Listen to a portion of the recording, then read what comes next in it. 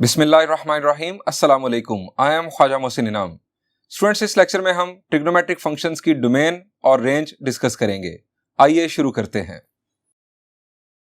Students, consider करते हैं एक एक्स वाई प्लेन।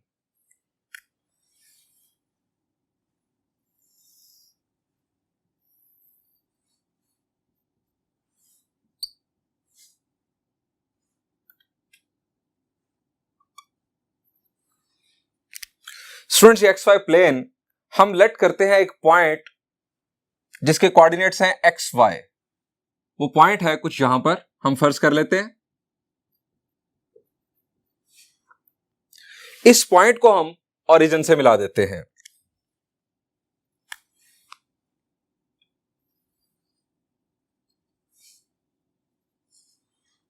ये जो ओपी लाइन सेगमेंट है, ये एक्स एक्सिस के साथ एक एंगल बना रहा है जिसे हम कहेंगे थीटा।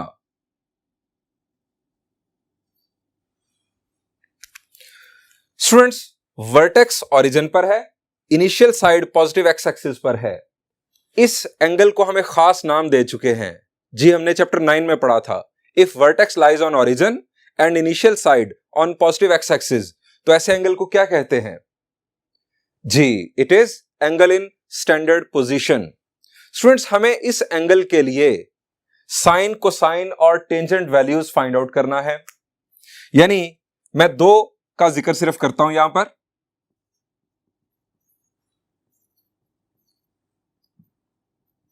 हमें इस एंगल के लिए साइन और कोसाइन वैल्यूज फाइंड आउट करना है। कैसे फाइंड आउट करेंगे? साइन और कोसाइन बुनियादी तौर पर क्या हैं? जी, कोई फॉर्मूला आपके ज़हन में हो साइन और कोसाइन फाइंड आउट करने का? जी, आपके ज़हन में आ रहा होगा वो सेंटेंस। क्या है वो sentence? Some people have curly brown hair through proper brushing. ये सेंटेंस हमें बता रहा है, ये इनफैक्ट याद करने का तरीकेकार है कि साइन थीटा इक्वल होता है परपेंडिकुलर ओवर हाइपोटेन्यूज के। इस तरह से कोसाइन थीटा इक्वल होता है बेस ओवर हाइपोटेन्यूज के। अब ये परपेंडिकुलर, बेस, हाइपोटेन्यूज, ये तो हमें यहां नजर ही नहीं आ रहे, ये कहां से आएंगे? अगर आपको याद हो, हमने ट्रिग्नोमेट्रिक फंक्शंस को किस तरह डिफाइन किया था? जी, अगर आपको याद आ रहा हो, हमने ट्रिग्नोमेट्रिक फंक्शंस को डिफाइन किया था ट्रिग्नोमेट्रिक रेशियोज के तौर पर। अब रेशियोज कैसे? जी, हमने बात की थी कि किसी भी राइट ट्रायंगल की साइड्स के दरमियान जो रेशियोज हैं, उनको हम ट्रिग्नोमेट्रिक रेशियोज कहते हैं, जो कि 6 हैं: sine, cosine, tangent, secant, cosecant और कोटेंजेंट। अब इन रेशियोज में साइन थीटा परपेंडिकुलर और हाइपोटेन्यूज के दरमियान रेशियो है और कोसाइन थीटा बेस और हाइपोटेन्यूज के दरमियान रेशियो है। लेकिन हमें यहां पर कुछ भी दिखाई नहीं दे रहा। हमें यहां पर इनफैक्ट राइट ट्रायंगल दिखाई देगी, तब हम साइन और कोसाइन को डिफाइन कर पाएंगे। अब यहां पर राइट ट्रायंगल कैसे देखें? जी, हमने ये काम पहले भी किया था। अगर हम पॉइंट P से एक्स एक्सिस पर परपेंडिकुलर ड्रॉप कर दें कुछ इस तरह से,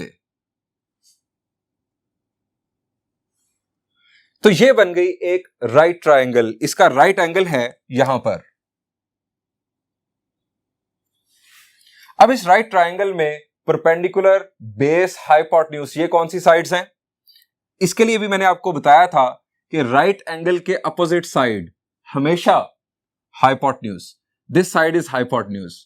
अब परपेंडिकुलर और बेस, इन दोनों में कोई भी साइड हो सकती है, लेकिन अगर हम ये एंगल कंसीडर करेंगे थीटा, तो इस एंगल की अपोजिट साइड ये परपेंडिकुलर और ये साइड एडजेसेंट बेस। यानी इस वक्त ये है परपेंडिकुलर, ये बेस और ये है हाइपोटेन्यूज। हम अगर यहां पर एक्स और वाई की लैंग्वेज में बात करें, तो ओरिजिन से एक्स यूनिट्स हम राइट साइड पर जा चुके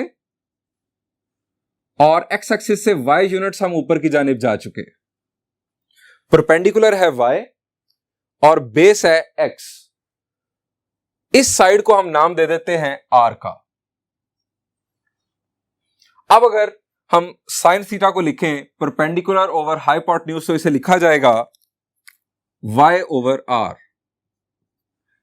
और कोसाइन थीटा को x ओवर आर। स्टूडेंट्स, हमें साइन, कोसाइन, टेंजेंट और रिमेनिंग ट्रिग्नोमेट्रिक फंक्शंस की डोमेन और रेंज डिस्कस करना है। इसके लिए हमें इस थीटा को वेरी करना है। इस थीटा को वेरी करने के लिए हम OP को रोटेट करेंगे। अब OP इस वक्त यहां पर है, आप समझे इसने स्टार्ट लेना है एक्स एक्सिस से, पॉजिटिव एक्स एक्सिस से, और ये इस तरह से रोटेट करेगा XY प्लेन के अंदर। OP की जो लेंथ है ये R ही रहेगी। अब अगर इसे रोटेट करना है और हम R को अगर फिक्स कर लें, R को अगर हम फिक्स करके 1 कर दें, तो इसका हमें बहुत ज्यादा फायदा होगा। हमारे ये जो फॉर्मूलाज हैं ये बहुत सिंपल हो जाएंगे। Sine theta will be equal to y, R की वैल्यू जब 1 हो चुकी होगी, और जब ये R की वैल्यू 1 होगी और ये OP रोटेट करेगा, तो ये इनफैक्ट एक सर्कल बनाएगा। ये जो पॉइंट P है ये एक सर्कल कंप्लीट करेगा और उस सर्कल का रेडियस होगा 1। यानी हम एक यूनिट सर्कल कंसिडर करके इस OP को रोटेट करके डोमेन और रेंज डिस्कस करेंगे। यूनिट सर्कल कंसिडर करने से हमें फायदा क्या होगा? R की वैल्यू हो जाएगी 1, जिसकी वजह से हमें साइन, कोसाइन और रिमेनिंग ट्रिग्नोमेट्रिक फंक्शनल वैल्यूज को कैलकुलेट करने में बहुत आसानी होगी। स्टूडेंट्स, स्टार्ट करते हैं साइन फंक्शन से।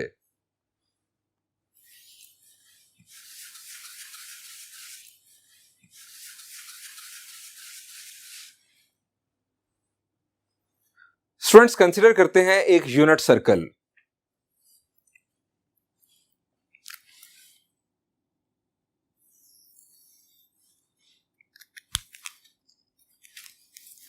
हम इस यूनिट सर्कल का सेंटर ओरिजिन पर कंसीडर कर रहे हैं, यानी ये ओरिजिन, ये पॉजिटिव एक्स एक्सिस, ये नेगेटिव एक्स एक्सिस, ये नेगेटिव वाई एक्सिस और ये पॉजिटिव वाई एक्सिस।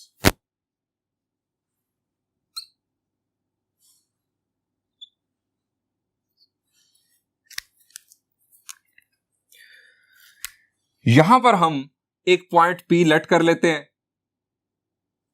सर्कल पर कहीं पर भी लेट किया जा सकता है पॉइंट P, जिसके कोऑर्डिनेट्स हैं x, y।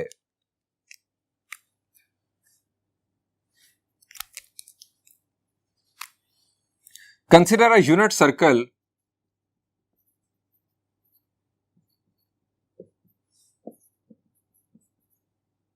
with center at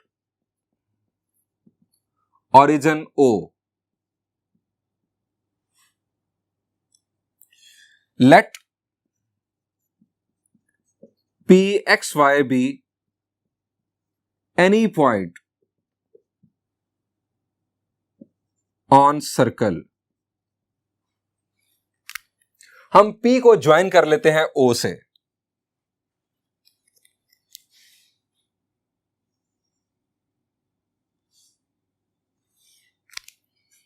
और यहां पर एक बन रहा angle, that is theta.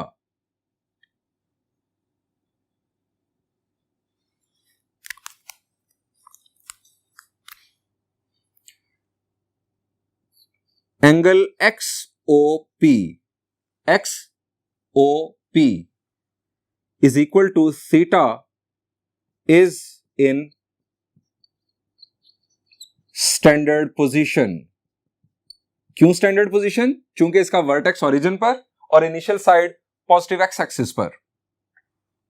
By construction, चूंकि हमें साइन फंक्शन की डोमेन और रेंज डिस्कस करना है, और साइन बेसिकली रेशो है परपेंडिकुलर और हाइपोटेन्यूज के दरमियान, और यहां पर हमें कोई राइट ट्रायंगल दिखाई नहीं दे रही, हम बाय कंस्ट्रक्शन एक राइट ट्रायंगल बना लेंगे कुछ इस तरह से।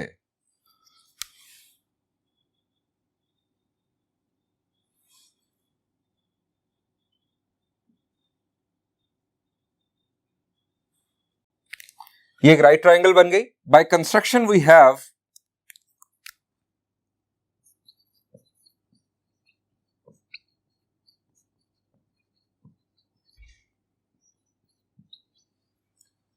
a right triangle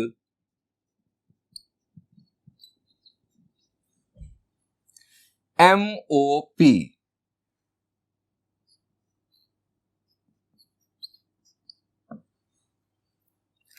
हमें साइन फंक्शन की डोमेन और रेंज डिस्कस करना है। सो साइन फंक्शन की डेफिनेशन क्या है जी? It is perpendicular over hypotenuse.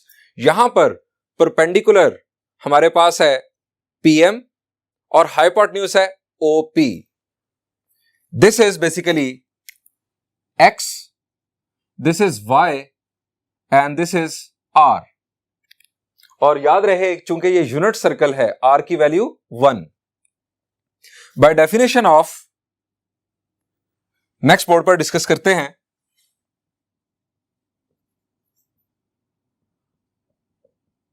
Bye definition of sine function we have sine theta is equal to Y over R। Students, ये है साइन थीटा की डेफिनेशन, यानी perpendicular over hypotenuse Y over R।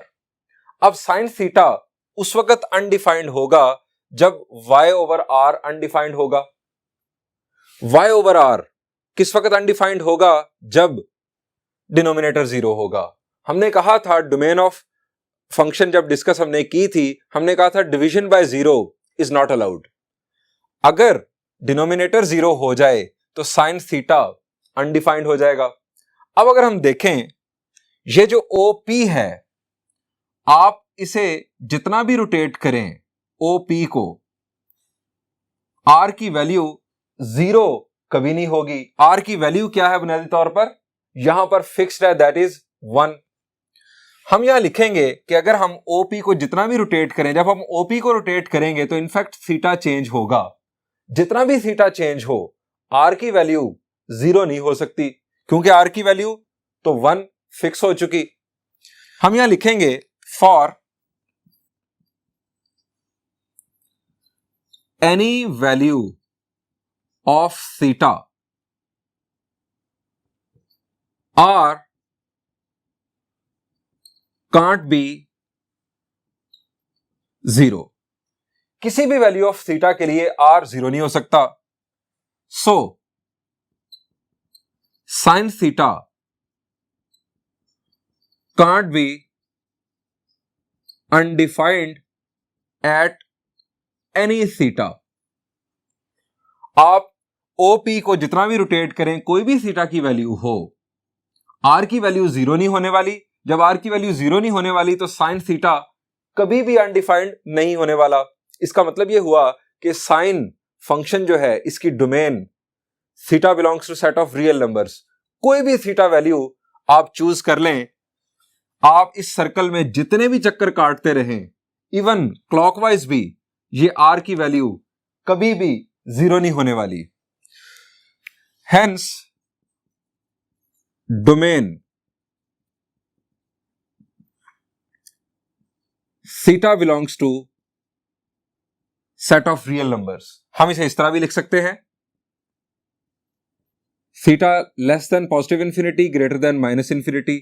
हम इसे इस तरह भी लिख सकते हैं, theta belongs to an interval starting from minus infinity ending at plus infinity. और आप जानते हैं जब एंड पॉइंट्स इंक्लूडेड ना हो तो हम राउंड ब्रैकेट का यूज करते हैं।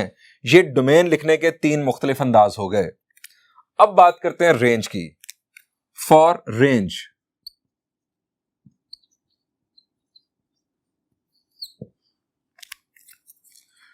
Students, sine theta Y over R है, R की वैल्यू यहां पर फिक्स 1 है, as R is equal to 1। Reason? Unit circle. So sine theta equal हो गया Y के। अब जब साइन थीटा Y के इक्वल हो गया तो आप यहां पर आ जाएं, Y की ज्यादा से ज्यादा वैल्यू क्या है? Y की वैल्यू ज्यादा से ज्यादा वैल्यू यहां पर, चूंकि ये यूनिट सर्कल है, आप जब यहां पर होंगे, जब ये OP एक्स एक्सिस पर होगा तो Y की वैल्यू होगी 0, यहां पर आ जाएगा P, Y की वैल्यू हो जाएगी 0। y की वैल्यू बढ़ना शुरू होगी और जब यहां पर आएगा p तो y की वैल्यू हो जाएगी 1। जब फिर p ट्रेवल करेगा यहां पर जब आएगी तो फिर दोबारा y की वैल्यू हो जाएगी 0। x एक्सिस के ऊपर y की वैल्यू हमेशा 0। जब p यहां पर आएगा तो y की वैल्यू हो जाएगी -1 और अगेन यहां पर पहुंचकर y की वैल्यू फिर 0 हो जाएगी। चूंकि ये यूनिट सर्कल है, y की ज्यादा से ज्यादा वैल्यू 1 और कम से कम वैल्यू -1 होगी।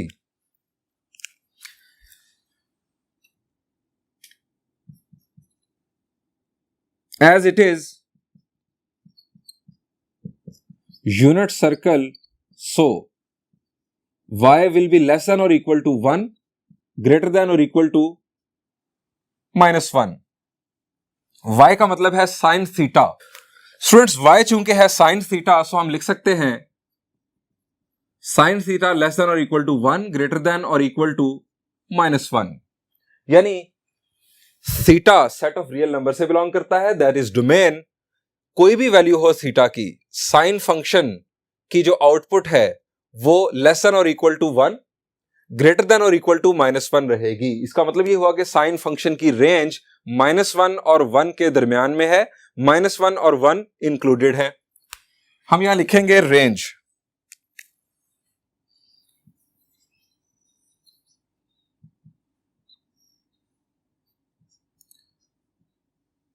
-1 और 1 चूंकि इंक्लूडेड है, सो इस अंदाज में इंटरवल लिखा जाएगा, दोनों तरफ स्क्वायर ब्रैकेट्स। ये हो गई इसकी रेंज। स्टूडेंट यहां पर आपके ज़हन में एक सवाल आना चाहिए और वो ये है कि अगर यूनिट सर्कल ना होता तो रेंज ये ना होती।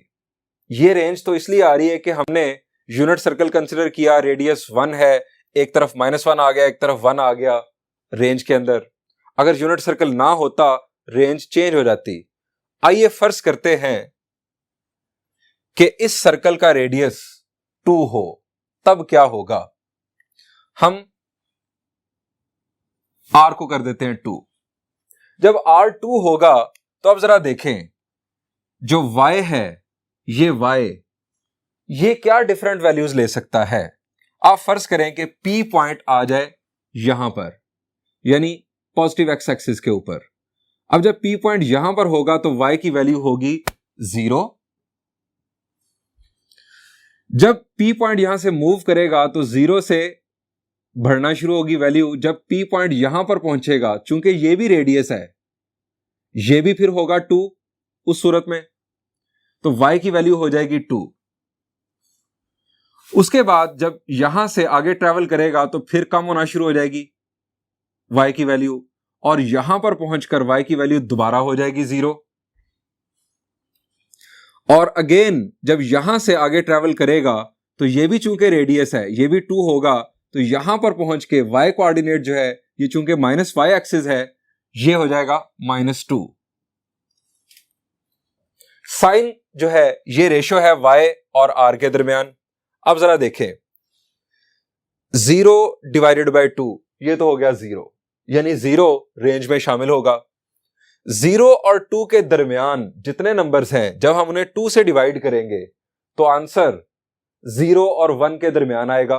दोबारा सुन ले, 0 और 2 के दरमियान जितने नंबर्स हैं, जब हम उन्हें 2 से डिवाइड करेंगे किसी भी नंबर को, तो आंसर 1 से कम आएगा, 0 और 1 के दरमियान आएगा।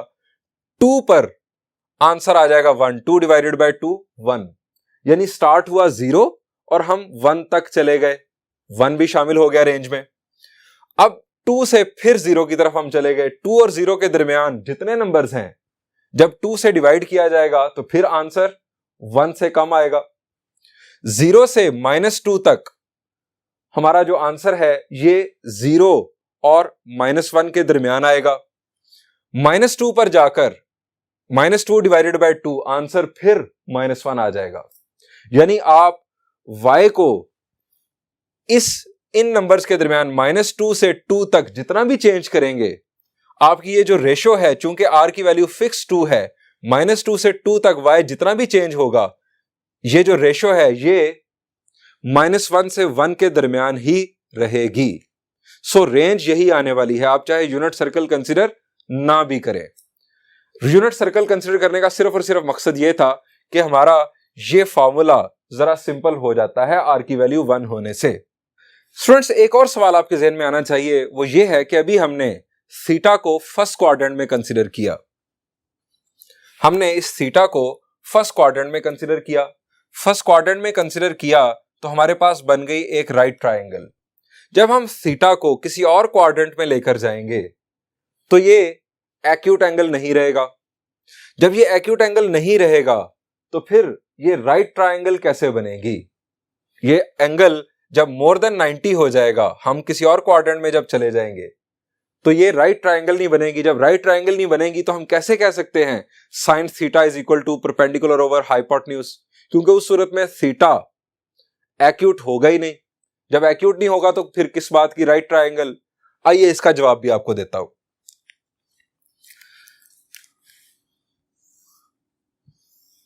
ये एक्स वाई प्लेन हम फर्ज कर लेते हैं कि थीटा जो है ये सेकंड क्वाड्रेंट में आ गया, यानी ये ओरिजिन O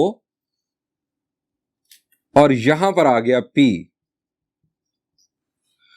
और ये है आपका थीटा। This is theta. अब राइट ट्रायंगल इनफैक्ट जो बन रही है वो कुछ इस तरह से बनेगी।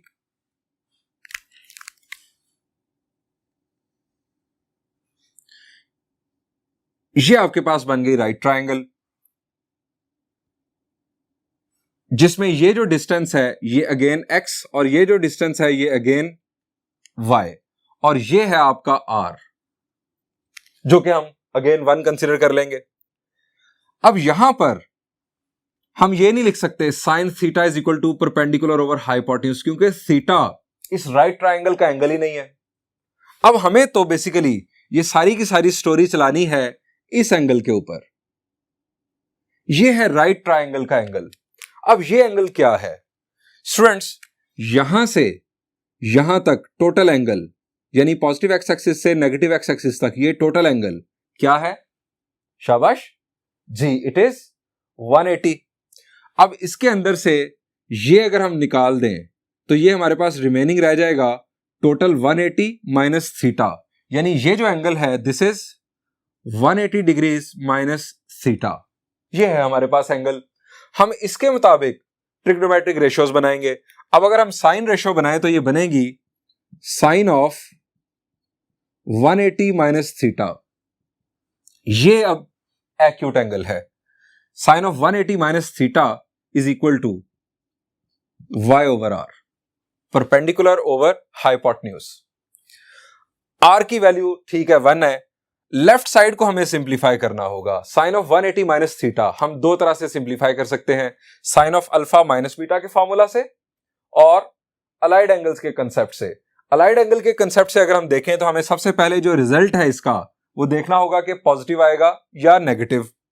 180 माइनस थीटा क्वाड्रेंट बनता है जी, इट इज सेकंड क्वाड्रेंट।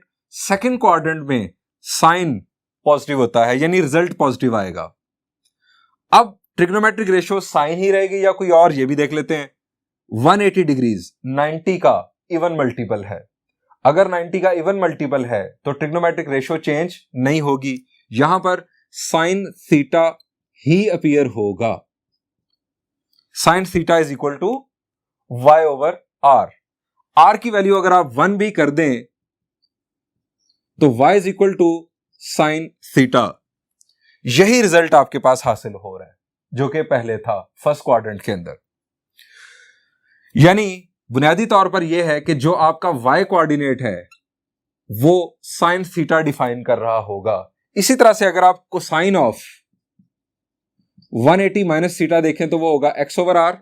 अब cosine of 180 minus theta, cosine second quadrant में होता है नेगेटिव, 90 का इवन मल्टीपल है, ये कोसाइन ही रहेगा, लेकिन ये आ जाएगा minus cosine is equal to x over r। r चूंकि 1 होगा तो यहां आ जाएगा x is equal to minus cosine theta. x coordinate negative, second quadrant में बिल्कुल नेगेटिव। तो स्टूडेंट्स इसका मतलब यह हुआ कि जिस तरह यहां पर y की वैल्यू साइन थीटा, x की वैल्यू कोसाइन थीटा, यहां पर भी y की वैल्यू साइन थीटा और x कोऑर्डिनेट की वैल्यू कोसाइन थीटा ही आ रही है। ये इनफैक्ट जो माइनस है ये एक्स कोऑर्डिनेट का माइनस है, चूंकि ये सेकंड क्वाड्रेंट में आप मौजूद हैं। स्टूडेंट्स, आप समझ गए कि अगर हम ओपी को डिफरेंट क्वाड्रेंट्स के अंदर भी ले जाएं तब भी ये डेफिनेशंस वैलिड हैं, तब भी डोमेन और रेंज बिल्कुल इसी पैटर्न पर सॉल्व की जा सकती है। आइए अब देखते हैं domain and range of cosine function.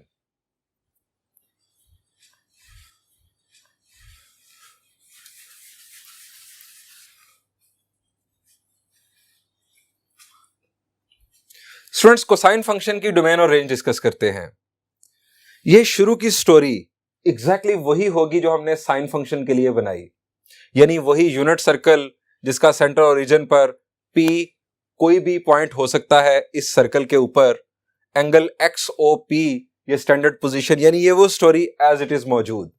हम स्टार्ट लेंगे अब डेफिनेशन ऑफ कोसाइन फंक्शन से। By definition of cosine function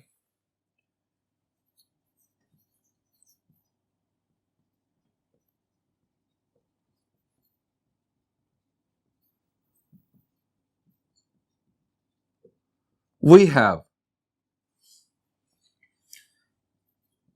cosine theta is equal to, जी कोसाइन की डेफिनेशन क्या है? Base over hypotenuse, base over hypotenuse it is x over r।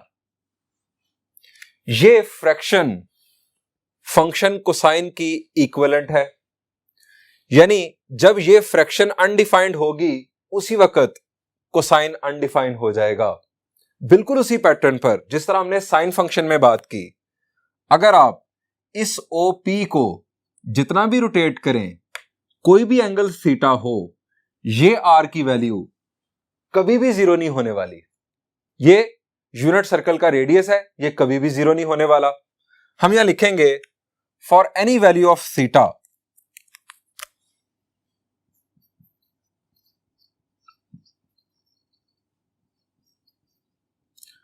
R can't be zero. बिल्कुल वही statement जो हमने sine function के लिए दी थी। दैट इज टू से cosine theta can't be undefined for any theta. किसी भी थीटा के लिए कोसाइन फंक्शन कभी भी अनडिफाइंड नहीं होने वाला। अब जब किसी भी एंगल के लिए कोसाइन फंक्शन अनडिफाइंड नहीं होने वाला, इसका मतलब है इसके जो सेट ऑफ इनपुट्स हैं उसमें तमाम रियल नंबर्स शामिल होंगे। हम इसकी डोमेन लिखेंगे, hence domain is equal to theta belongs to set of real numbers, theta belongs to an interval starting from minus infinity ending at positive infinity end points are not included, और theta between positive infinity and minus infinity. For range,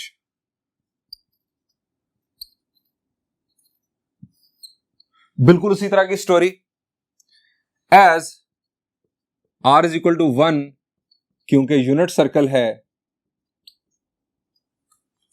cosine theta हो जाएगा x के equal. अब cosine theta x के equal है, theta की किसी भी वैल्यू के लिए हम देखेंगे कि x की क्या वैल्यूज हो सकती हैं। स्टूडेंट्स, यहां पर आ जाएं। हम कंसीडर करते हैं कि जो P पॉइंट है वो यहां पर है। अब यहां पर x की वैल्यू क्या होगी? जी शाबाश, यहां पर x की वैल्यू, जी चूंकि ये यूनिट सर्कल है, ये रेडियस होगा 1, ये R को तो कर दें जरा 1 फिक्स, ये हमारे पास होगा x की वैल्यू हो जाएगी यहां पर 1, x की वैल्यू आ गई 1। जब यहां से हम ट्रैवल करना शुरू करेंगे तो 1 से कम होते होते होते होते यहां पर जब पॉइंट पहुंचेगा तो x की वैल्यू हो जाएगी 0। यहां से जब हम आगे ट्रैवल करेंगे तो हम आ गए नेगेटिव एक्स एक्सिस की साइड पर, तो 0 से वैल्यू कम होती होती यहां पर आकर रेडियस अगेन 1, लेकिन x कोऑर्डिनेट हमारा होगा -1। -1 से दोबारा यहां पर ट्रेवल करते करते करते करते वाई एक्सिस पर जाकर एक्स की वैल्यू दोबारा 0, यानी एक्स की जो वैल्यू है वो कम से कम आ रही है -1 और ज्यादा से ज्यादा आ रही है 1। सो हम इस ऑब्जर्वेशन से बेसिकली ये जो मैंने रफ वर्क करके आपको बताया, इस ऑब्जर्वेशन से कंक्लूड करेंगे as it is unit circle so